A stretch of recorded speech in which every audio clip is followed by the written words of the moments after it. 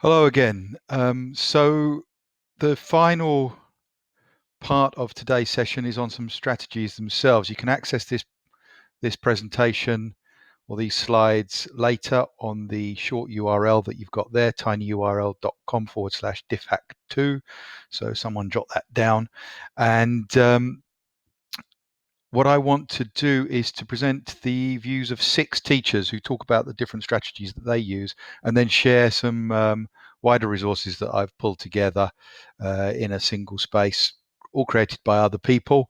I'm not taking credit for that, but there are ways that you can look for such ideas. So this is Alison, and her idea is a simple one, but one that you can use in all sorts of different ways and with all sorts of variations.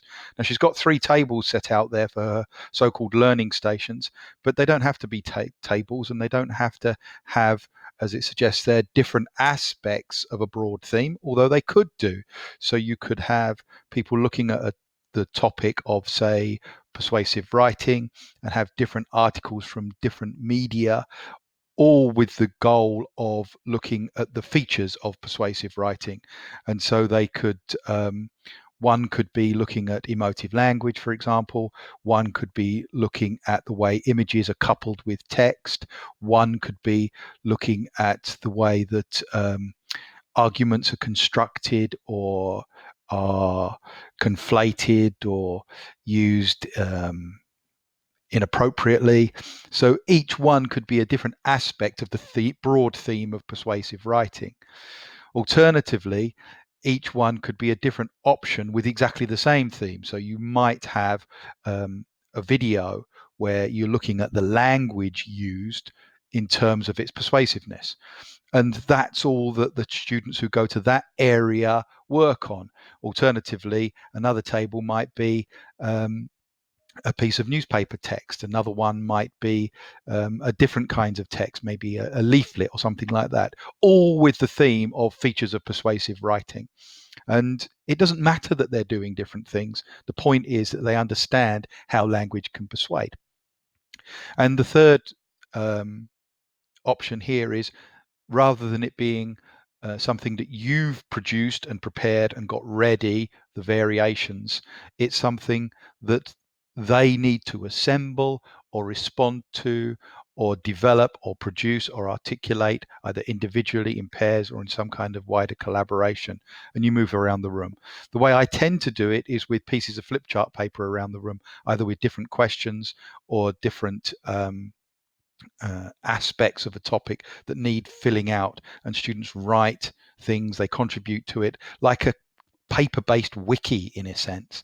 You can use electronic wikis, of course, if that's what you want to do, but paper in this instance actually works really, really well.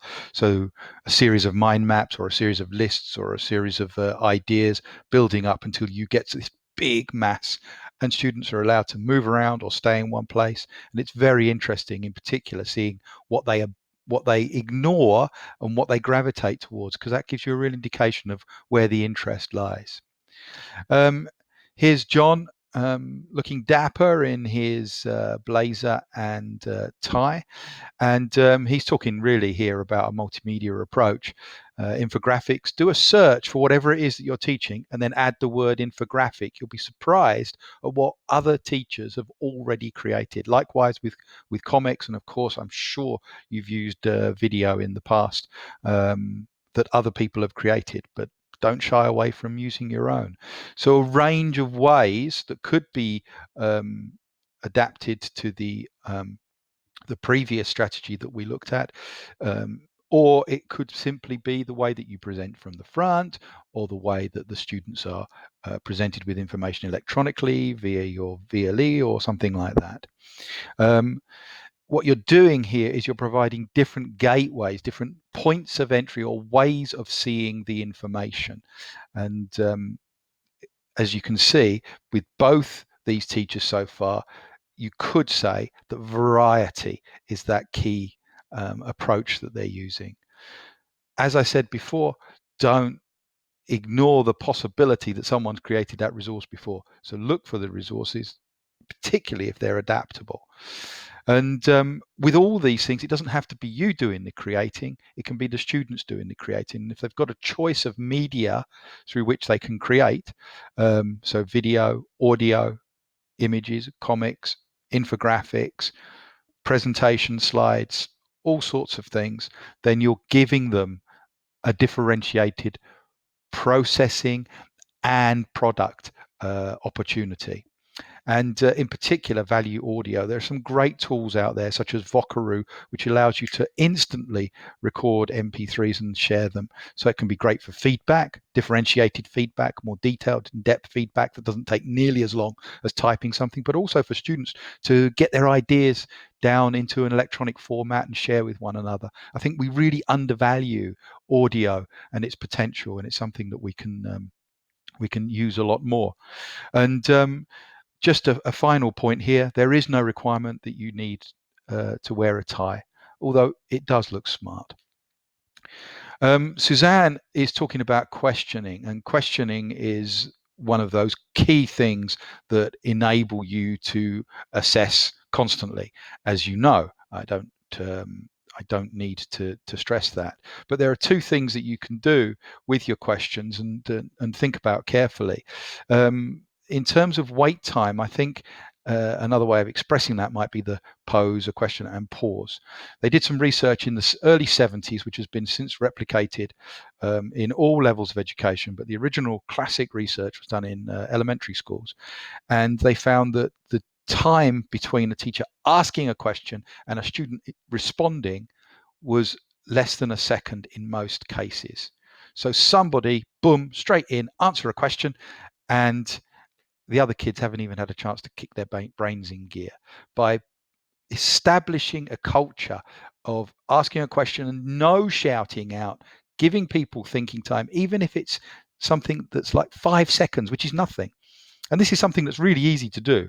So wait time as an established practice for differentiation, giving people a chance to process. And then after those 5 seconds, it actually doesn't matter if they're super keen, me, sir, miss, me, I want to answer. It doesn't even matter if it's that person answering.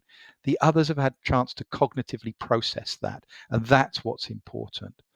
The second point that she's raising there about pair discuss share, a classic mechanism for question responses. You ask a question. Instead of just getting a response directly, they turn to the person next to them, they discuss what they think it might be, and then you can target a pair rather than an individual. And it breaks down all sorts of problems about targeting students. It gives them different levels of articulation. In other words, mental articulation. So thinking about it is learning, is reinforcing, is processing, but also articulating with a peer perhaps, and then articulating to the wider group, and then the wider group building up that collective response rather than it being just a two-way interaction between the teacher and one of the sharpest students, or the ones that are on top of this particular topic. Let's move to Agnieszka now. She's talking about three different approaches that really are related. Looking quite pleased with herself there. She's talking about task cards, and task cards literally could be cards, or they could be a sheet of paper with options on. Again, it's about flexibility, adaptability, the whole approach that you want to take, creativity as well. So it could be a choice of activity. They could literally choose from a card. It could be a choice of question that they could do, that they could tackle. It could be a choice of the way that they're learning, and it could be simply that it's a part of the whole, which feeds into the next thing, which is the jigsaw approach, which is where they're given an individual responsibility within a small group or as a group within the larger group, and that in order to get the big answer, they have to answer the small part, the bit that they as an individual or a pair or as a small group are responsible for. And this is a classic approach to group work. I'm sure you've used it. I'm sure you've come across it before, but it also feeds into employability, that ability to see yourself not as a lone person working in isolation. There are very few jobs that require and enable you to just plow your own path and and just do things for yourself. You have to work with others. You have to work collaboratively, and these are classic opportunities to do that. And in doing so, you can get people to build on their strengths or develop their weaker areas in terms of their skills as well as the content. Um, and this is one of those things that really does allow you to be flexible and adaptable, changing roles, moving people, creating alliances, uh, reacting in situ to things. And the last point there about free choice, that's got to be the easiest approach to differentiation because it requires you to do less than the sort of typical approach, which is giving people something, a topic to write about, allowing them more of a free choice, encouraging them to think independently about what it is that they would like to write, or giving them a series of topic options within a broad theme or genre or direction or what have you. The GCSE English paper, for example, will get them to write about, I don't know, what they did at the weekend or a holiday that they've had or something like that. And instead of replicating that in our formative work, give them much more choice and openness. When I was teaching history, I always used to say, people say history is boring. That is not the case. History, the way it's taught, can be boring, but everything that has ever happened cannot be boring. And likewise, if I'm giving you a choice, either you are an absolute nihilist, or there is something out there that interests you. Write about it. I want to read about it. Shofna here, she's talking about differentiated learning outcomes, as well as the encouragement of the use of blogs, diaries, and journal time. I'll deal with that one first because I've got a worked example to show you in just a second of differentiated learning. With blogs, diaries, or journals, the idea that Shofna has here is to get the students writing every week, either in class or out of class, but actually 5-10 minutes in class, just jotting something, a minute paper, for example, or anything in whatever format suits you, suits them. Maybe even give them the choice of format, but just a few ideas about what they've learned or what they're going to do with it, or what the key points are, or what's still muddy, or anything like that.